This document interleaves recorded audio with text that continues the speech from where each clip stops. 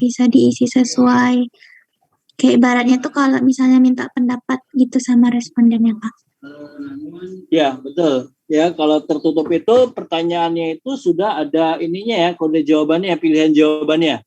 Jadi si petugas atau responden tinggal memilih kategori yang dianggap tepat. Tapi kalau terbuka itu adalah dia biasanya memberikan suatu isian. Ya, tapi sebenarnya ada beberapa pertanyaan yang bisa terbuka atau bisa tertutup. Ya, tergantung dari bagaimana ininya kebutuhannya. Tapi pertanyaan terbuka itu tidak harus pertanyaan yang berupa data kualitatif. Data kuantitatif juga bisa, dia terbuka, ya. Kan kalau misalnya seringkali ada data misalnya, kalau ditanyakan misalnya, nah saya kayak mau nanya nih, kita mau mendapatkan informasi pendapatan dari responden. Kira-kira kalau pendapatan responden itu kita tanyakannya itu di pertanyaan terbuka atau pertanyaan tertutup?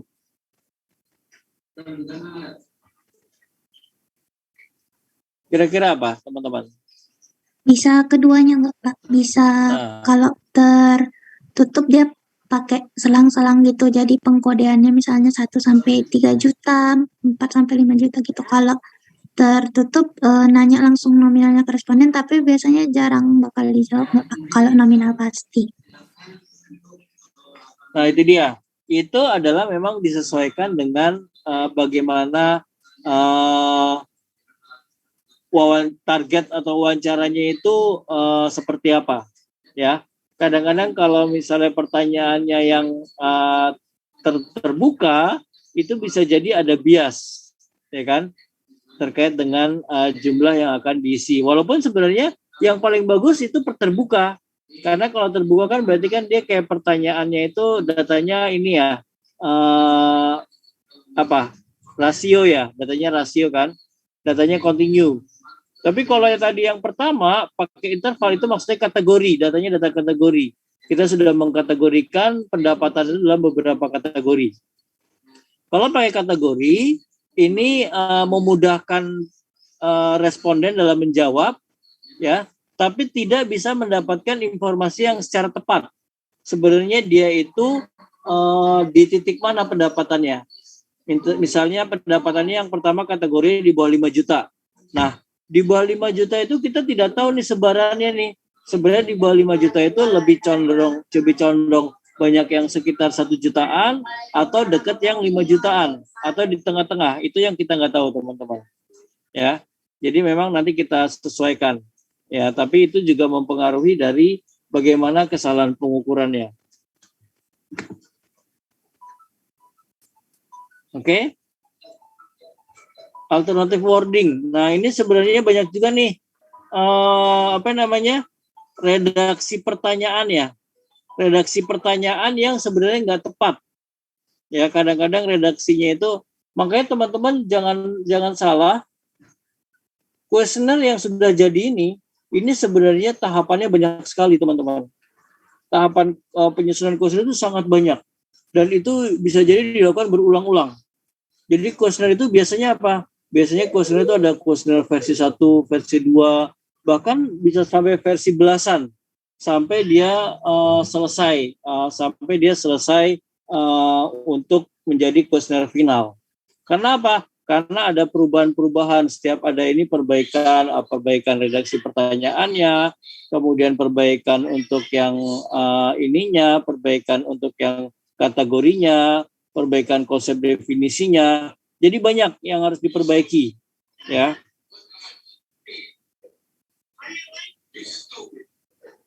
Nih, replace antara forbid dengan allow, ya, apakah dia dari sisi bahasanya nanti yang bahasa positif atau bahasa negatif itu jadi akan berbeda, ya.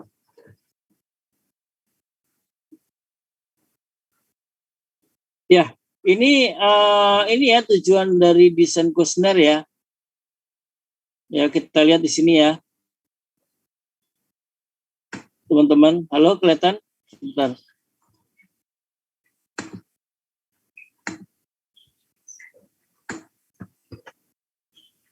Sebentar. teman-teman.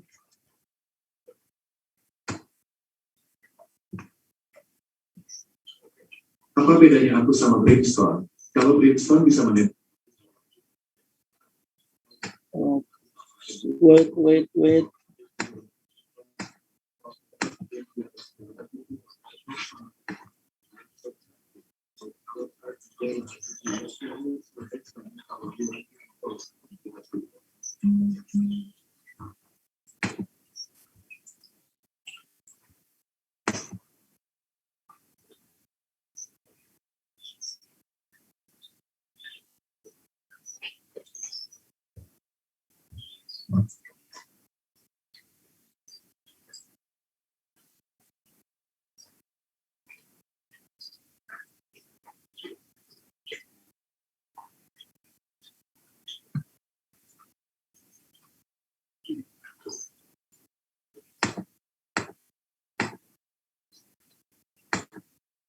Ya, maaf ya, ini dulu.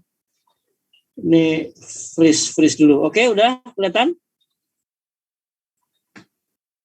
Gimana sih? Nah.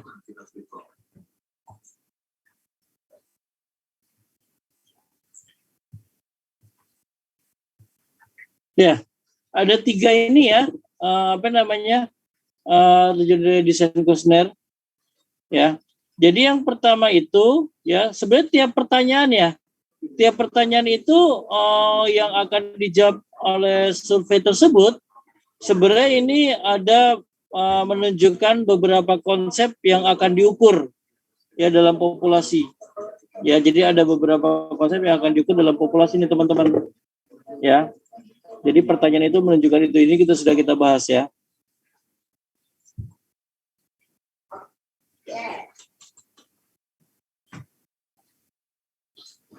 Ya, kemudian tentu saja, ya, nanti kuesioner ini tentu saja kita harus menyediakan upaya atau ya cara yang paling tepat untuk mendapatkan informasi dari responden, ya. Kemudian kita harus memastikan bahwa kuesioner ini akan didesain, ya, untuk menghasilkan data yang seakurat mungkin. Yang paling akurat seperti apa? Misalnya untuk kebutuhan ini nih, survei misalnya pengeluaran. Ini kalau pengeluaran makanan ini cocoknya kita tanyakan gimana nih? Apakah tanyakan per hari satu hari saja, atau kita tanyakan per 1 minggu, atau 1 bulan, ya, atau 1 tahun, ya. Kira-kira kalau pertanyaan, misalnya kan kita ada pertanyaan pengeluaran nih. Pertanyaan pengeluaran ada misalnya pengeluaran makanan, ada pengeluaran non makanan. Nah, kalau seperti ini, ya, kira-kira kalau pengeluaran untuk makanan itu cocoknya referensi waktunya berapa lama? Kemudian non makanan berapa lama? Ya, silakan yang mau berpendapat. Izin menjawab, Pak. Kalau misalnya untuk makanan itu biasanya di survei mana saya lupa. Ya, itu untuk yang makanan itu seminggu terakhir. Terus yang non makanan itu sebulan terakhir. Kalau misalnya dia ini pokoknya ada delivery approach gitu, Pak. Kalau misalnya ada yang kita kayak ngirim gitu, kita beli terus kita ngirim itu, terus dia pengiriman itu pencatatannya itu delivery approach gitu, Pak. Nah, kalau misalnya konsumsi itu consumption approach kalau nggak salah. Nah, itu dia di KP, Pak, kuesioner KP kalau nggak salah di survei, saya lupa surveinya. Terima kasih, Pak. Surveinya Sesenas. Oh ya, surveinya Sesenas. Pengeluaran dan konsumsi. Tapi sebenarnya ini ya, kalau tadi sebenarnya tadi udah lebih ke bagaimana pengumpulannya, ya. Konsep dari yang pengeluaran tersebut sebenarnya bukan pengeluaran, itu konsep pengeluaran, itu konsep konsumsi, ya. Bentar.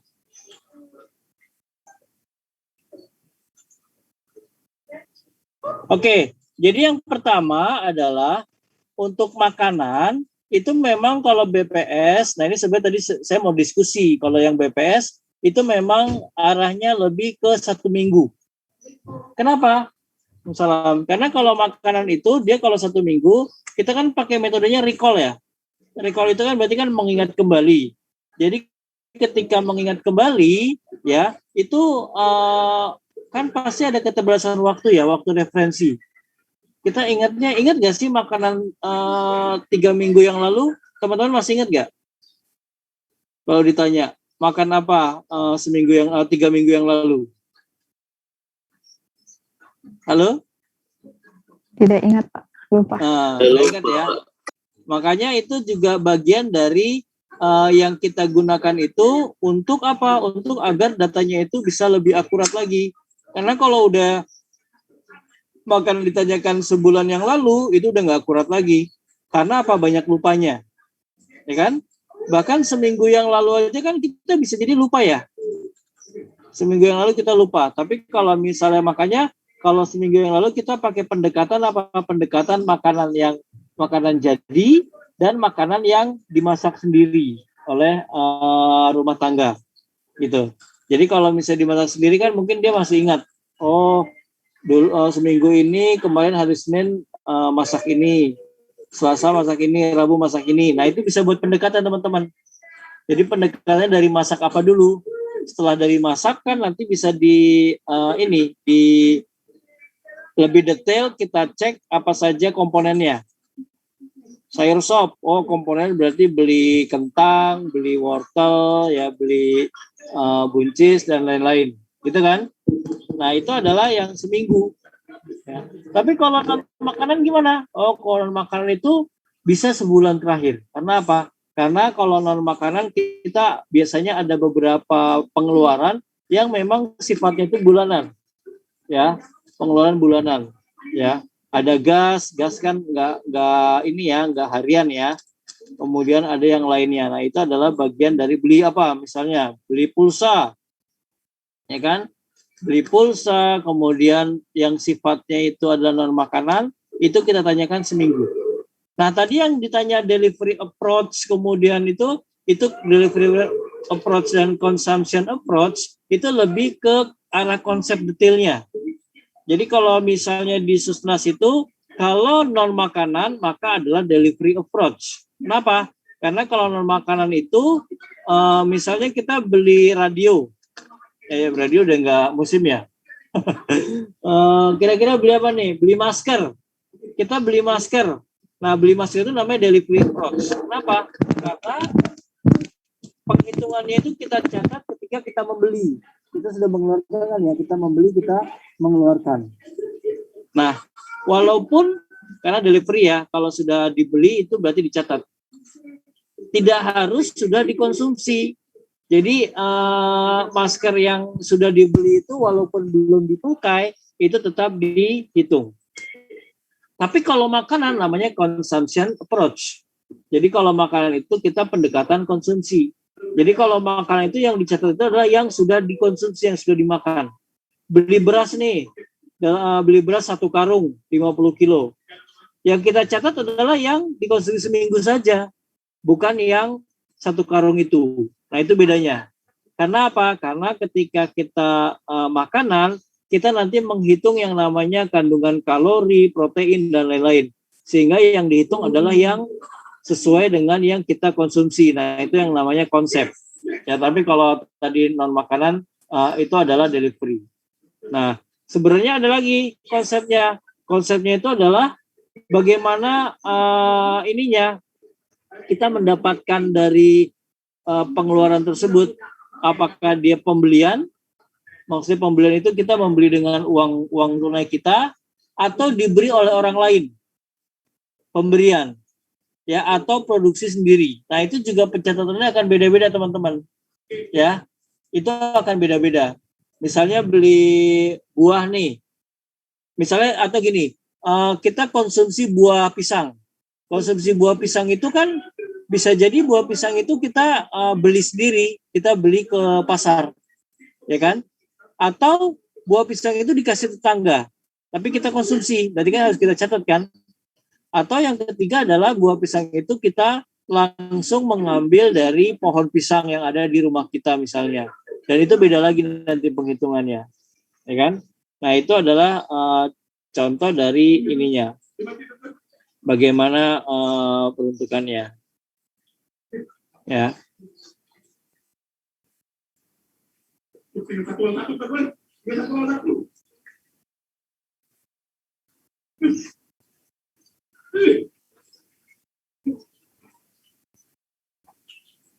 Oke, kita lanjutkan.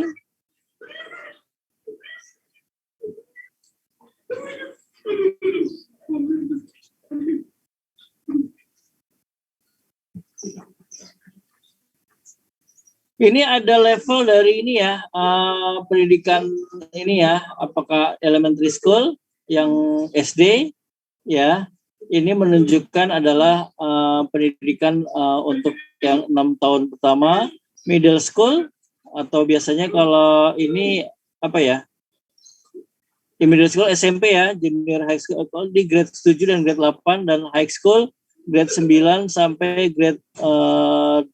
Sebenarnya grade 10 ya kalau di kita ya.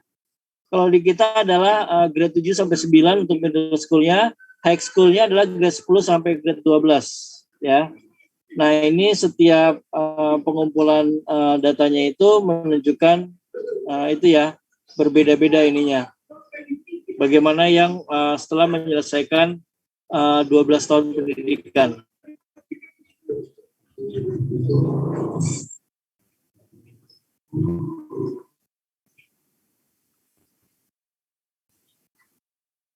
Encoding atau record formation, comprehending or understanding the question, recalling or computing a judgment, ya, formatting a response to the question, terakhir editing and communication to the response.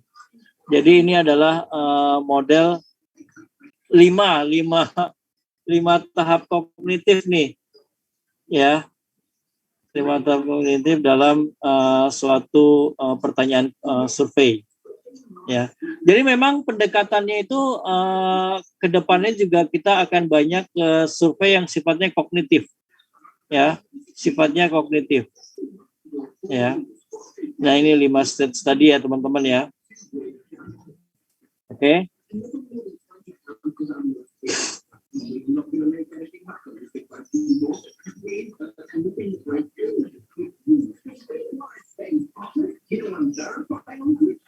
Ya, ini ada beberapa hal yang sebenarnya itu responden harus mengetahui. Yang pertama, responden itu harus mengerti ya.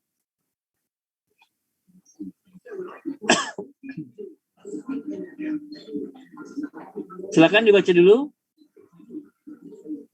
Saya udah kasih bahan belum ya? Belum, Pak. Belum, Belum Pak. kasih bahan ya. Saya kirim di sini aja kali ya. Ya, Pak. Dan saya kirim dulu aja deh.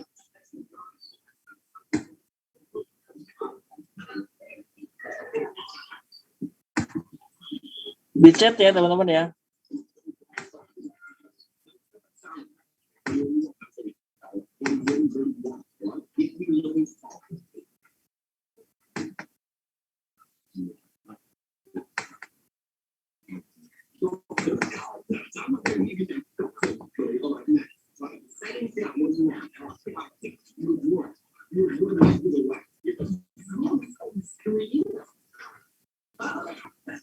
Nah, ini saya mau share sedikit teman-teman ya. Jadi idealnya ya kita itu sebenarnya dalam membangun kuesioner ya, ini apa namanya saya sampaikan dari terkait dengan survei yang ada. Jadi dalam penyusunan IPP itu ada yang menggunakan kerangka pikir atau framework ya. Jadi framework itu lapisan pemuda itu mungkin ini ya. Nah, lapisan pemuda itu sebenarnya ada 3 lapisan. Di framework pemuda itu ada 3 lapisan. Lapisan pertama adalah lapisan yang pokok, yang utama. Ya, di sini lapisan pembangunan yang individu. Ya, Jadi yang sebagai dasarnya itu di framework itu apa? Pemuda itu harus memiliki informasi atau memiliki kuat dari sisi pendidikan dan dari sisi kesehatan, ya, pendidikan dan kesehatan, ya, itu adalah aspek yang ini dasar, ya, pendidikan dan kesehatan. Nah, pendidikan itu baru nanti diinterpretasikan. Pendidikan itu apa? Oh, pendidikan itu bisa rata-rata lama sekolah, bisa APK, angka partisipasi kasar. Kemudian kalau kesehatan apa? Kesehatan itu diinterpretasikan menjadi angka kesakitan pemuda, kemudian pemuda korban kejahatan, kemudian pemuda merokok, dan remaja perempuan sedang hamil. Nah, itu untuk yang kesehatan. Kalau kesehatan sudah aman, sudah selesai, maka berikutnya adalah pendidikannya udah oke, kesehatannya udah oke, maka berikutnya adalah lapisan penghidupan dan kesempatan kerja. Nah, ini adalah terkait dengan masalah ketenagakerjaan. Jadi pemuda wirausaha kerah putih, kemudian tingkat pengangguran terbuka pemuda. Nah, itu adalah lapisan yang kedua. Nah, terakhir, kalau sudah punya berpendidikan, sehat, punya pekerjaan, maka selanjutnya pemuda itu diharapkan apa? Diharapkan dia berpartisipasi dalam berbagai bidang kehidupan. Nah, ini salah satunya apa? Salah satunya adalah partisipasi dalam sosial kemasyarakatan, kemudian aktif dalam organisasi, kemudian berpendapat dalam rapat, ya. Dan terakhir dimensinya adalah perkawinan usia anak, kemudian pemuda perempuan sedang sekolah menengah dan perguruan tinggi, ya, kemudian pemuda perempuan, ya, bekerja di sektor formal, ya. Nah, teman-teman, saya ingin menyampaikan di sini. Jadi ini sebenarnya framework itu yang digambar ini nih, framework aslinya itu yang digambar ini. Tapi ketika kita mengidentifikasikan pendidikan, kesehatan, lapangan kesempatan kerja, partisipasi dalam kepemimpinan, gender dan diskriminasi, nah ini adalah bagian dari pertanyaan penelitian atau bagaimana kita nanti mau menyusun pertanyaan surveinya itu seperti apa, ya. Kalau ini kan langsung kita arahkan, kita drive ke data yang sudah tersedia di BPS. Makanya langsung kalau pendidikan data yang dimiliki BPS itu ada ABCD gitu ya. Kesehatan juga, ya. Nah, kalau misalnya kita sampaikan ini teman-teman untuk yang desain